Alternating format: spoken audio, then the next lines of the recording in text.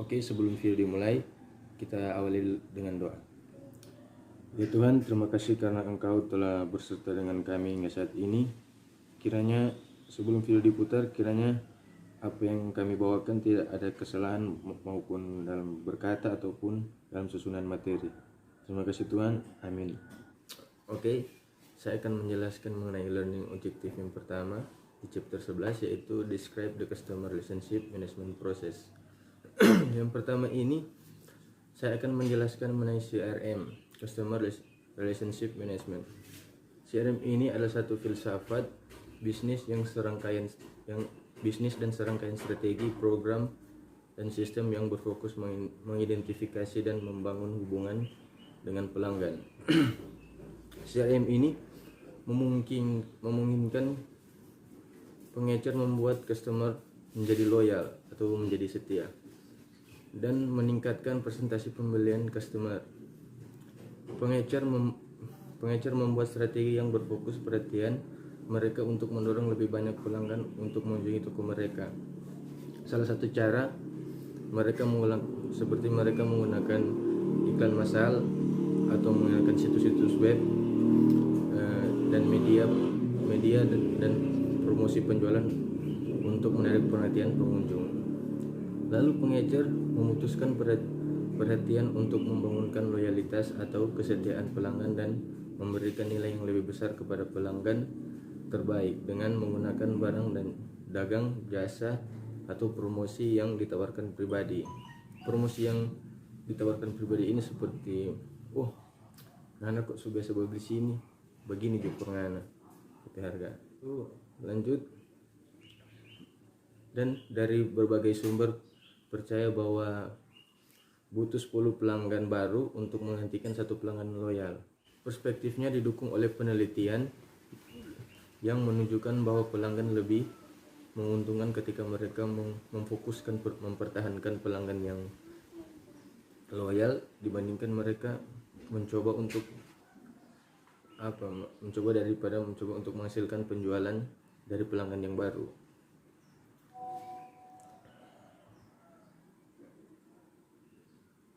Oke, berikut kita akan membahas secara lebih dalam tujuan dari program CRM ini dan unsur-unsur dari program CRM.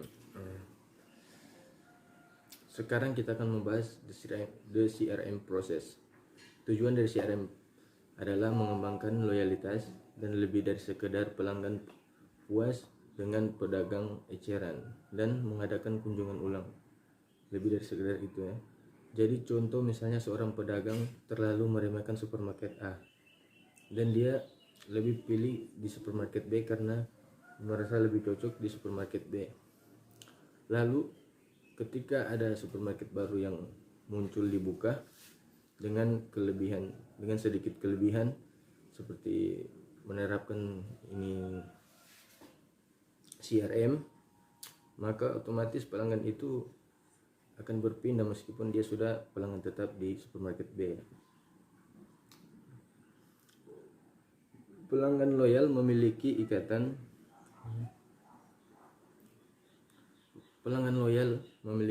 dengan pengecer didasarkan sebuah ikatan emosional lebih dari sekedar memiliki perasaan positif, dan pengecer tersebut maksudnya ini mereka telah menganggap pengecer adalah seperti teman mereka sendiri. Semua elemen dalam campuran retail berkontribusi pada pengembangan loyalitas pelanggan. Loyalitas pelanggan dapat dipertahankan juga dengan menciptakan citra yang menarik, menawarkan barang dengan eksklusif, memberikan tempat nyaman, menyediakan juga tempat belanja yang menarik. Namun juga ada layanan personal, ada metode yang paling efektif mengembangkan loyalitas ini. Misalnya, ada restoran kecil yang independen membangun loyalitas dengan berfungsi sebagai kafe, sehingga pelayanan dapat mengenali pelanggan dengan mudah, mengetahui pilihannya, dan juga lebih mengenal apa yang diinginkan oleh pelanggan. Program CRM dan aktivitas yang dibahas di chapter ini menggunakan sistem informasi dan data pelanggan untuk personalisasi penawaran retailer dan meningkatkan nilai yang pelanggan terbaiknya terima. Oke, jadi CRM proses ya berulang-ulang yang mengubah pelanggan menjadi loyalitas. Jadi ini disimpulkan dengan 4 kegiatan. Ini mengumpulkan yang pertama mengumpulkan data pelanggan, yang kedua menganalisis dan mengidentifikasi data pelanggan, yang ketiga mengembangkan CRM melalui program sering pembelotan, dan keempat menerapkan program CRM. Oke, jadi hanya itu pembahasan saya. Pembahasan berikutnya akan dibahas oleh teman saya. Pada learning objective yang kedua, yaitu collecting customer shopping data.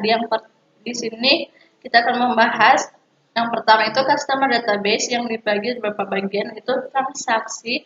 Di sini itu transaksi ini kita mencari tahu data pelanggan yang termasuk tanggal pembelian, SKU yang dibeli, harga yang dibayar, atau keuntungan-keuntungan lain, serta tanggapan atau promosi khusus untuk atau aktivitas dari toko tersebut, aktivitas dari pasar tersebut. Yang berikutnya itu customer kontak. Di customer kontak ini bagaimana customer bisa bisa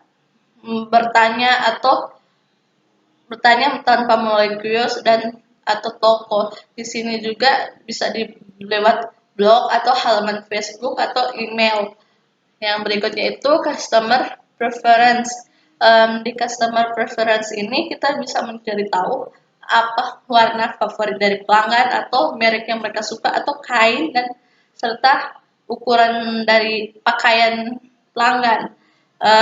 Yang berikutnya itu descriptive information atau data demografis dan psikografis yang menggambarkan pelanggan yang dapat digunakan dalam segmen pasar yang berkembang. Yang berikutnya adalah identifying information.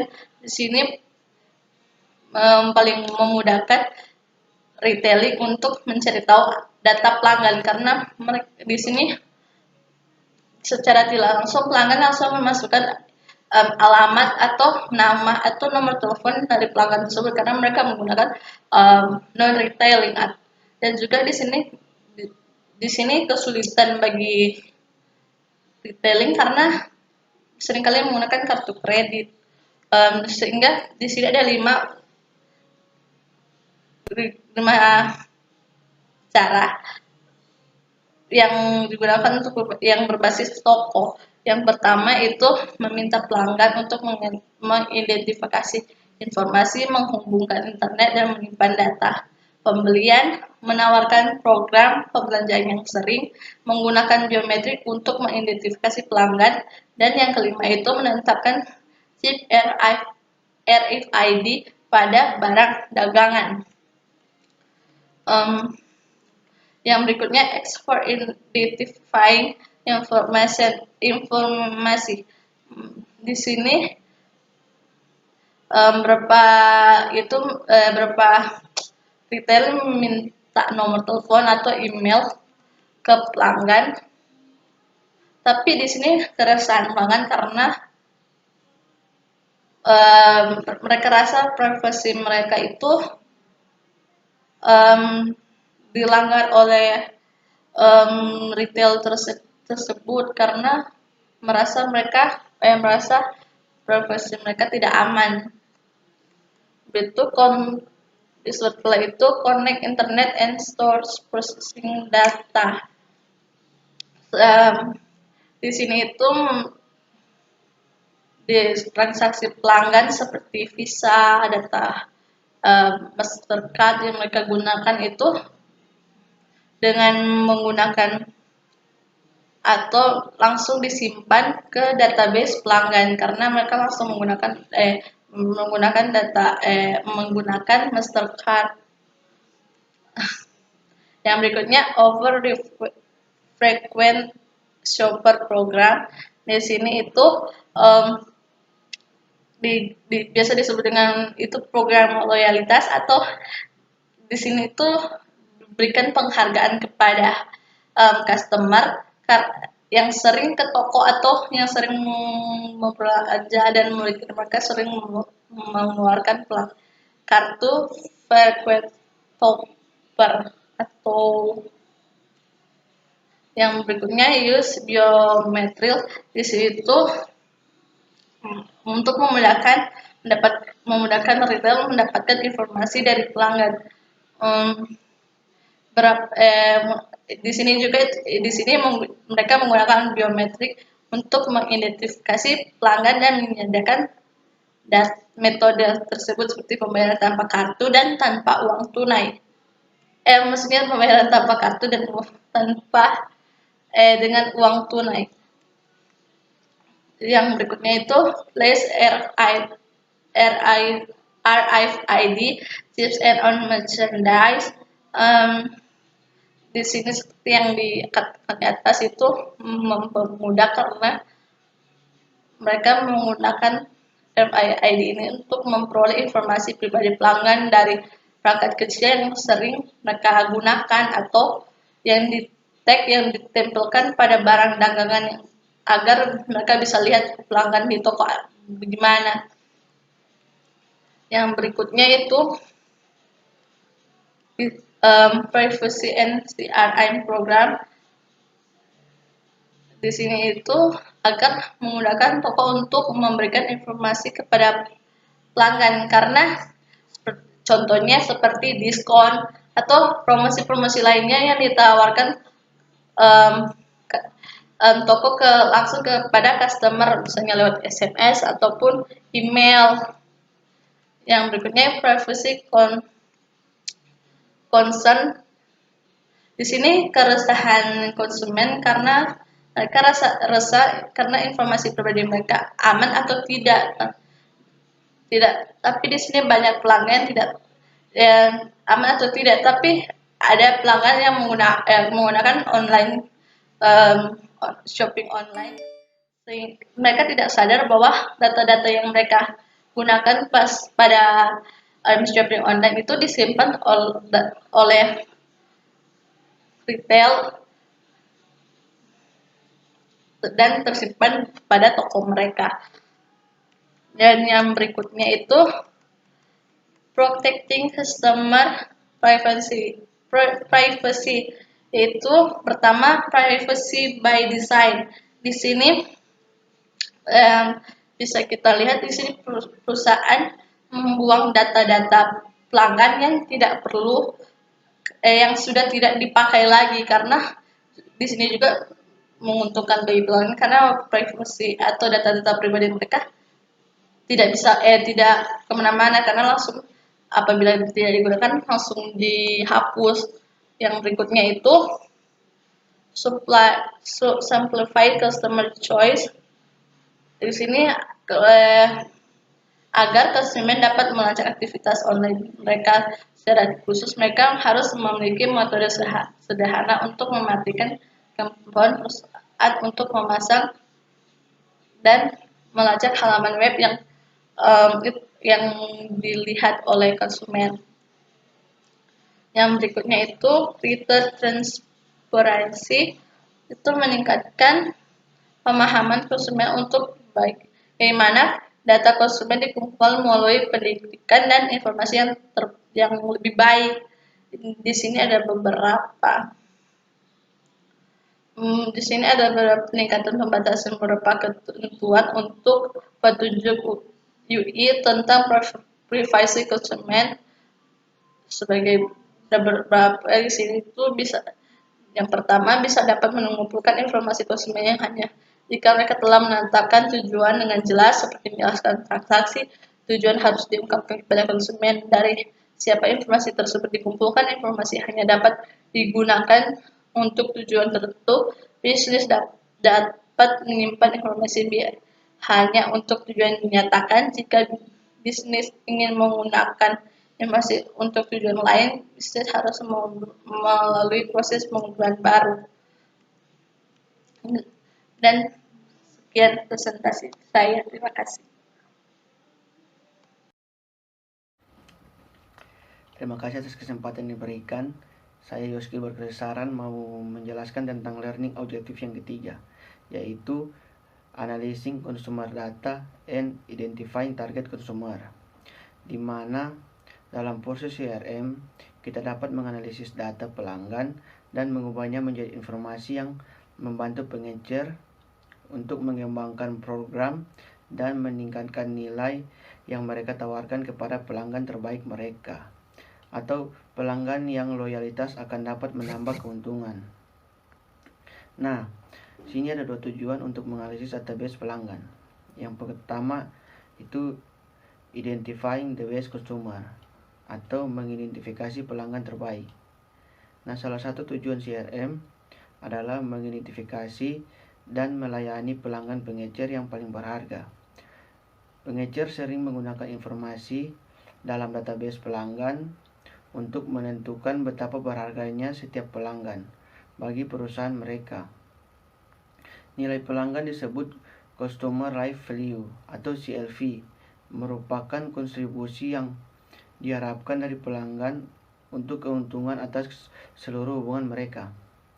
Pengecer biasanya menggunakan perilaku masa lalu untuk memperkirakan CLV mereka. Nah, kita bisa lihat di tabel Exhibit 11.1 ini ada dua riwayat pembelian pelanggan selama 12 bulan terakhir. Nah, tabel ini menunjukkan ada dua wanita yang sebagai pelanggan kita, yaitu Shirley dan Marcia.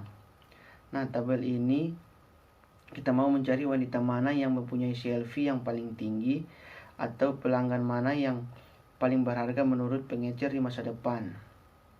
Nah, jika pengecer hanya mempertimbangkan pembelian yang dibuat oleh dua wanita selama 12 terakhir, pengecer mungkin menyimpulkan bahwa Shirley yang paling berharga karena dia telah membeli paling banyak barang dagangan selama 12 bulan terakhir. Itu $400 dan $355 untuk Marcia. Tapi riwayat pembelian Shirley mungkin mencerminkan dengan melakukan pembelian satu kali dan menjadi sangat tidak mungkin untuk pengecer lagi.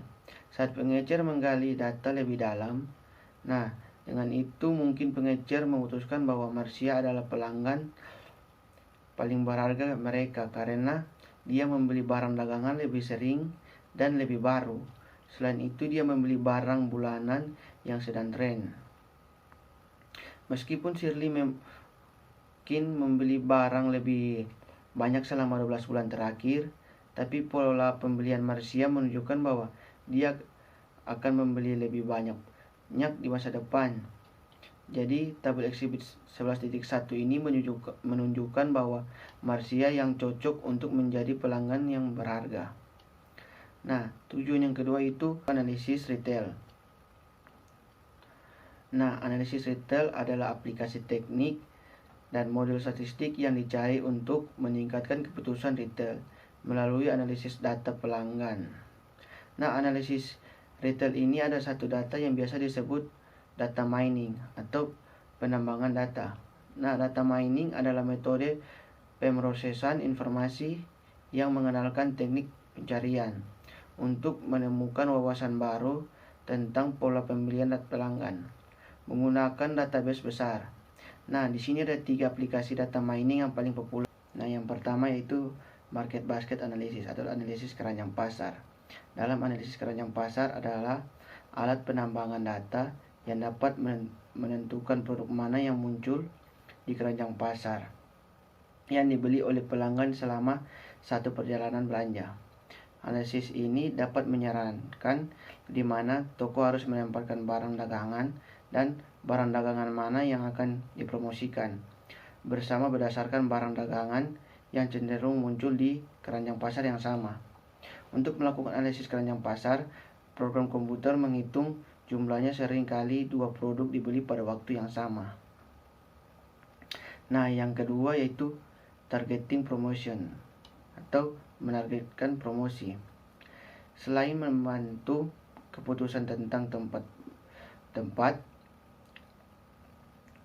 atau menempatkan produk di toko, analisis keranjang pasar dapat membantu memberikan wawasan tentang keputusan dan promosi bermacam-macam.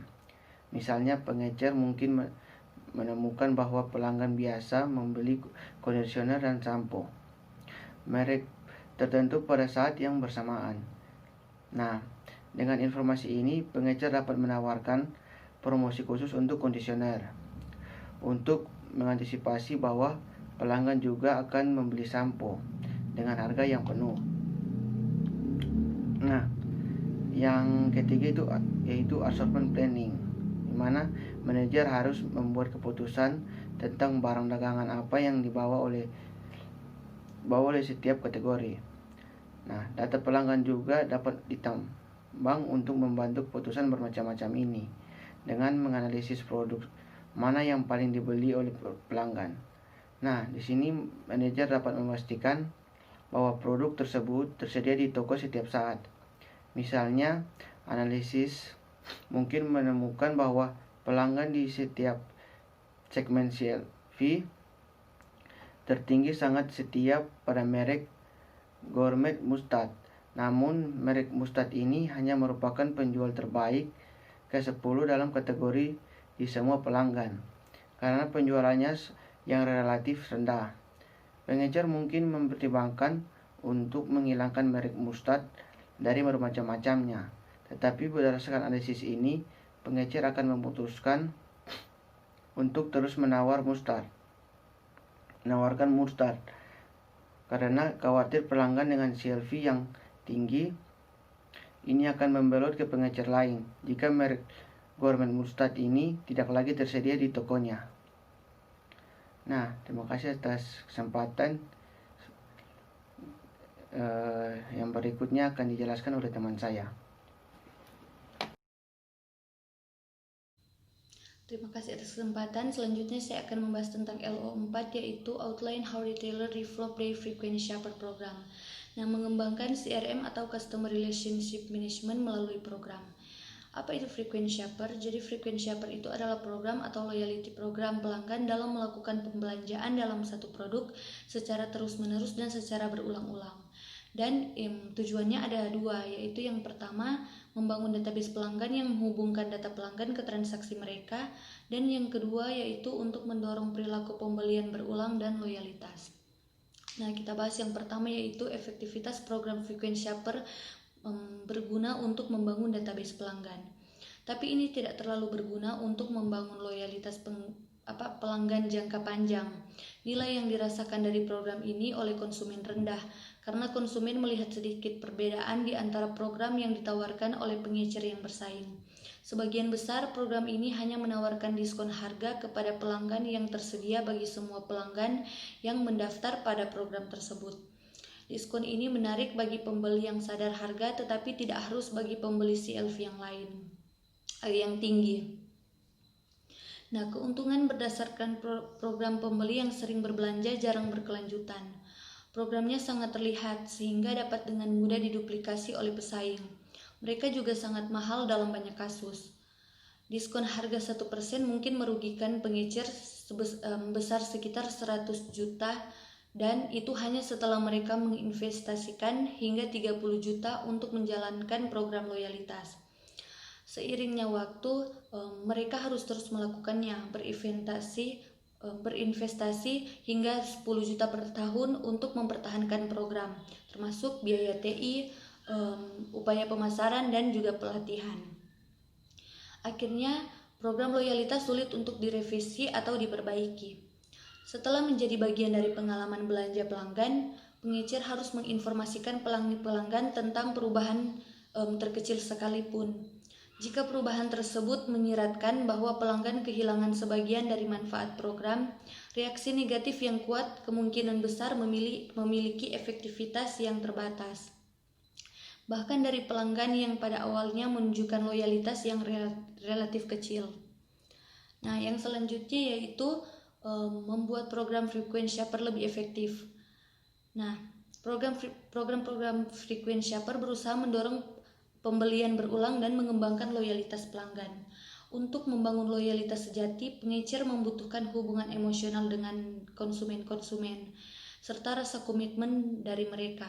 Oleh karena itu, untuk memindahkan program pelanggan yang sering berbelanja menjadi lebih dari sekedar mudah, pengumpulan data dan efek penjualan jangka pendek, dan ada berbagai cara yang akan dilakukan, yaitu yang pertama offer trade rewards atau menawarkan imbalan bertingkat.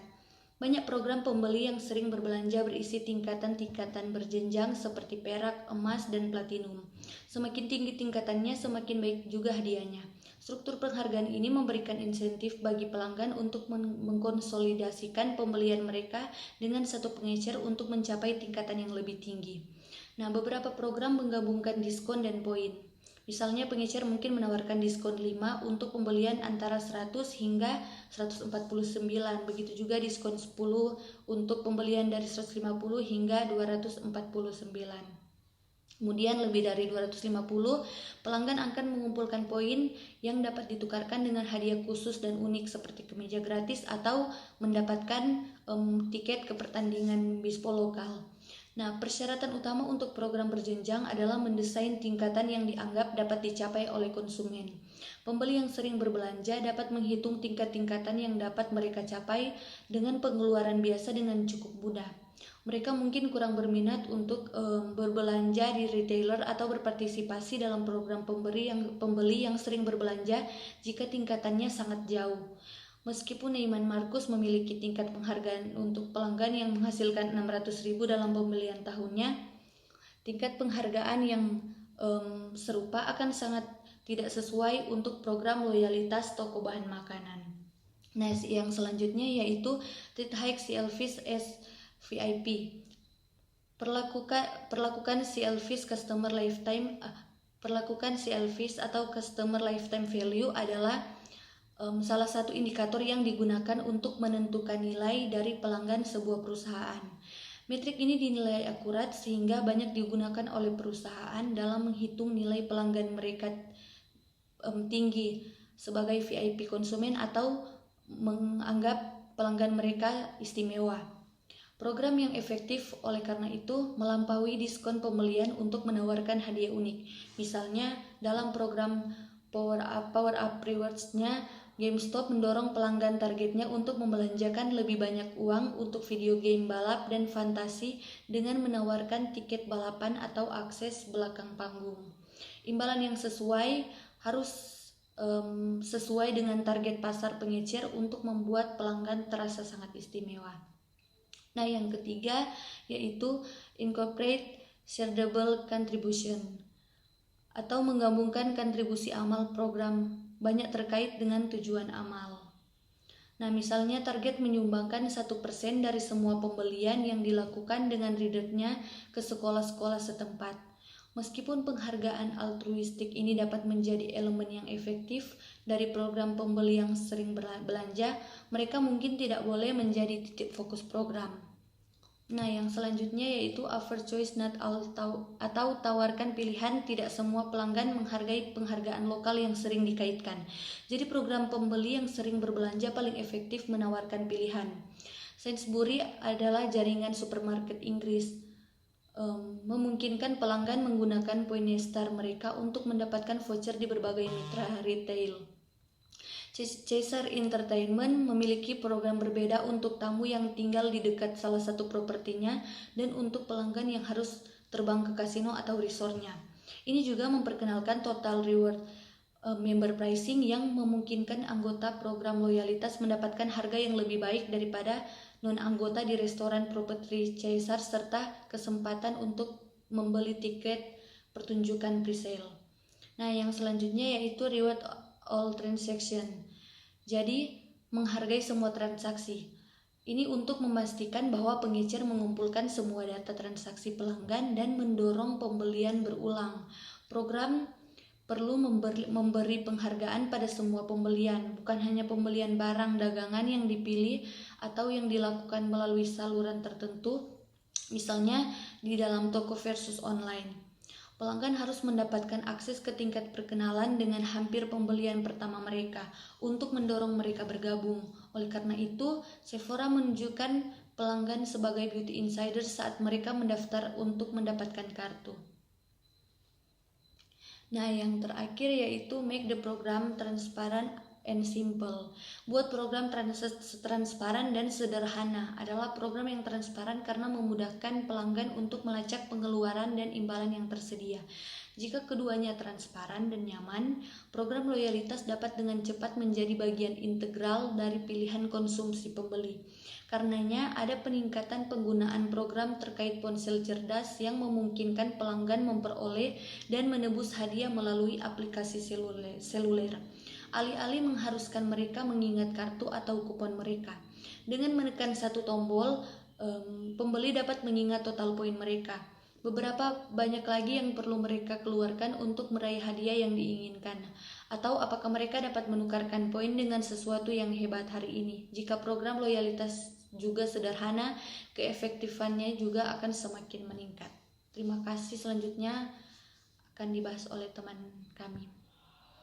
Oke, jadi sini saya akan menjelaskan learning objective 5 di chapter 11, yaitu various ways to implement effective CRM programs. Nah, CRM ini sebenarnya adalah singkatan dari Customer Relationship Management. Nah, CRM ini biasanya sering digunakan oleh perusahaan-perusahaan, baik perusahaan kecil atau besar, untuk meningkatkan profitabilitas dan layanan mereka. Nah, dan juga bisa meningkatkan pendapatan, mengurangi biaya, serta meningkatkan loyalitas pelanggan. Nah, sebenarnya filosofi CRM itu sangat gampang, yaitu customer first atau dahulukan pelanggan. Karena sebenarnya CRM ini sangat penting karena dia bisa mendapatkan pelanggan baru dan mempertahankan pelanggan yang sudah ada. Nah, di chapter ini, di learning objective ini, CRM ini memiliki 4 model, yaitu Platinum, Gold, Silver, and Elite. Nah, seperti yang kita lihat di bawah ini adalah yang pertama adalah Platinum segment. Nah, Platinum segment ini sering dikatakan dia adalah most loyal customer karena mereka sering berbelanja dan juga mereka tidak begitu mempedulikan akan produk price, walaupun mahal atau murah mereka tidak begitu peduli karena mereka lebih concern dengan value dan quality dengan barang yang mereka beli. Jadi mereka sudah mengerti walaupun itu mahal, karena mereka memiliki value dan quality. Dan juga para customer ini are the most likely to invest in and try new product. Jadi mereka nggak cuman stuck di barang yang sering mereka beli, tapi mereka suka mencoba new products. Jadi apapun, misalkan para salesperson coba offer new product, kalaupun mereka tertarik, oke. Kalau tidak, yang kedua adalah Gold segment. Nah, Gold segment ini agak berbeda sedikit dengan Platinum karena mereka more price sensitive. Jadi jika ada barang yang sedikit mahal, mereka mungkin tidak akan membelinya karena mereka price sensitive. Dan juga Gold segment customer buy less than Platinum Gold segment. Dan juga mereka tidak seloyal dengan Platinum customer karena mereka itu salah satu alasannya adalah karena mereka price sensitive. Jadi mereka tidak loyal dengan Platinum Gold segment. Ketiga inilah errand segment customer. Nah, errand segment customer ini most likely are not loyal to any one retail business. Jadi mereka enggak loyal di salah satu toko. Jadi ya mereka cuma beli sesuka mereka. Jadi enggak tiap hari, enggak tiap saat beli di toko tersebut. Jadi misalkan mereka lewat, lihat ada ada barang lucu di toko A, oke beli. Lewat lihat ada barang lucu di toko B, mereka beli. Begitu dan begitu juga. Begitu dan begitu. Seterusnya. Dan juga mereka are very price conscious and will shop many places to get the best price. Jadi mereka akan survei dulu which one yang lebih murah. Jadi misalkan cek di toko A, misalkan ini harga lampu 150.000. Nah, mereka akan survei lagi mencari yang lebih murah, which one provide the cheapest lamp. Dan juga this customer are not likely to spend much in any one store. Jadi ya hanya sekedar membeli, nggak lebih nggak kurang. Dan juga mereka don't deserve any special treatment because of the small amount of business they provide to a single retail business. Jadi mereka tidak akan mendapatkan special treat dari toko tersebut karena mereka hanya membeli sekedarnya saja. Belum ada minimum harga untuk mendapatkan special treatment. Misalkan contohnya kalau misalkan orang pergi ke toko yang so high end, misalkan Gucci. Nah, Gucci itu pasti orang akan mendapatkan special treatment karena tentu orang spend, orang pe duit, orang pe uang per orang itu sangat-sangat banyak, a lot of money. Jadi we got a special treatment from them. Jadi lead segment customer. Nah, lead segment customer ini sering dibilang problem karena kayak mereka tuh sangat banyak menuntut, padahal mereka tuh cuma mau beli barang atau harga tuh yang sangat murah, yang hanya sedikit, tapi banyak sekali tuntutan. Misalkan mereka beli HP harga 50.000, yang jelas itu 50.000 itu kualitinya itu sesuai dengan harga 50.000. Jadi banyak menuntut. Misalkan apakah dapat DP charge, apakah dapat DP special treatment, apakah dapat asuransi, apakah dapat thanks card, apakah dapat dos. Pokoknya harus ada cheat yang tidak penting, lalu mereka akan membelinya. Jadi banyak sekali tuntutan yang harus mereka tanya, yang mereka minta, tapi plus mereka hanya spending less money, yang plus mereka tuh doesn't deserve any special treatment. Selanjutnya adalah customer retention. Nah, customer retention ini merupakan tindakan yang dilakukan perusahaan untuk mempertahankan customer yang sudah ada untuk menggunakan lagi produk atau layanan mereka. Nah, karena mendapatkan customer baru itu juga sebenarnya penting, cuman mempertahankan customer lama dan juga semakin tinggi customer retention kita, maka semakin banyak pula profit yang kita miliki di brand atau perusahaan kita. Nah, sebenarnya banyak orang menghabiskan waktu dan tenaga untuk mencari customer baru. Padahal sebenarnya customer baru itu juga penting, cuma lebih penting lagi mempertahankan customer lama, karena customer lama ini mereka sudah mengenal brand atau service yang kita sediakan. Sedangkan para customer baru ini kita harus mempromosikan lagi, kita harus menjelaskan lagi yang dimana mereka belum tentu akan membeli atau menggunakan service kita, dan juga belum tentu mereka akan menjadi loyal customer seperti customer yang lama. Jadi ketika customer retention kita naik, maka profit akan naik sekitar 5-125%. Selanjutnya adalah brand community. Nah, brand community ini komunitas yang dibentuk atas dasar ketarikan pada suatu produk atau brand. Nah, juga brand community ini tempat berkumpulnya orang-orang yang memiliki hubungan emosional dengan brand. Nah, orang-orang ini disebut bukan para pekerja yang bekerja di brand tersebut, tapi melainkan para customer. Nah, kelompok ini kalau sudah memasuki di brand community ini, mereka sudah menganggap sebagian dari diri mereka ini adalah brand itu sendiri. Dan juga brand community sangat penting di perusahaan, karena brand community sering disebut dengan branding. Dan juga brand community sangat penting peran mereka, karena dimana jika para brand tersebut memiliki masa sulit atau sedang